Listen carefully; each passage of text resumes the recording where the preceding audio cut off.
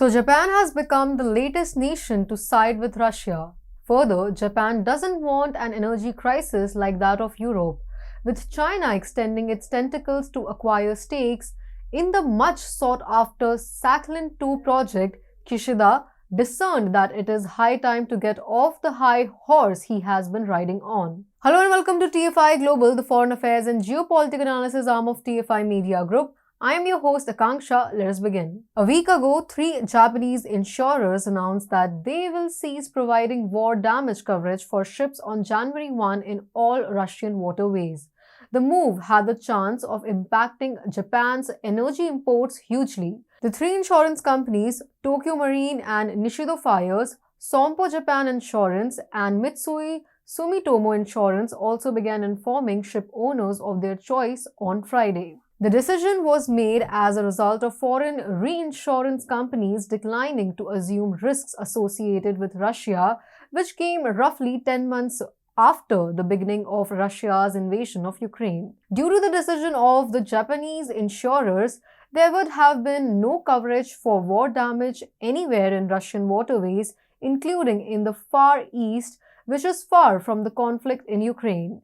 It becomes important here to note that almost all traveling ships purchase ship insurance. For most operators, sailing in Russian seas would be too unsafe in the absence of supplementary insurance coverage, and those who would risk to operate would increase their shipping costs dramatically. The inability to obtain coverage could have an impact on Japanese imports of liquefied natural gas from the Sakhalin II project in Russia and other sources. The waters surrounding Ukraine were added to the Joint War Committee's list of high-risk zones in February when the conflict first broke out. Members of the Lloyd's Market Association, which runs the largest insurance market in the world, are on the panel. The committee extended the high-risk classification to cover the entirety of Russia in April. However, just a week after the incident, according to a senior official at the industry ministry, the Japanese government has asked insurers to assume greater risks in order to keep providing marine war insurance for LNG shippers in Russian waters. The request was made in a letter to the nation's General Insurance Association by the Financial Services Agency and the Agency for Natural Resources and Energy. According to the official, Tokyo wants to make sure that Japan will continue to buy LNG from the Sakhalin II project in Russia. The official said the FSA and ANRE have asked insurers to take actions to continue offering marine war insurance for the ship owners to transport LNG from Sakhalin II as it is key for Japanese energy security. Further, Japan's electricity can be impacted with the 3 Japanese insurers' decision. To put things in perspective, Japan depends heavily on coal.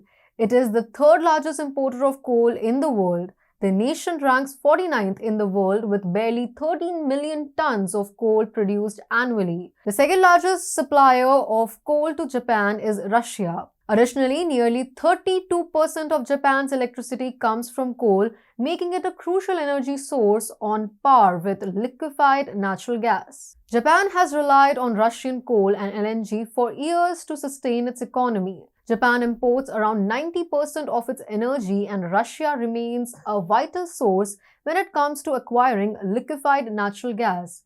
A heavily funded project from the Japanese Ministry of Trade, Economy and Industry, Sakhalin I is extremely important concerning Japan's energy security. And Kishida's call to look for alternatives to Russia's energy has failed to yield any results. Additionally, a seamless transition is not possible because Europe is also looking for alternatives, and as such, it is not operating alone. Kishida government's decision to not risk its energy is a step in the right direction. It has faltered enough by taking several anti-Russia steps, but it's time now to mend the mistakes, and Kishida has understood this.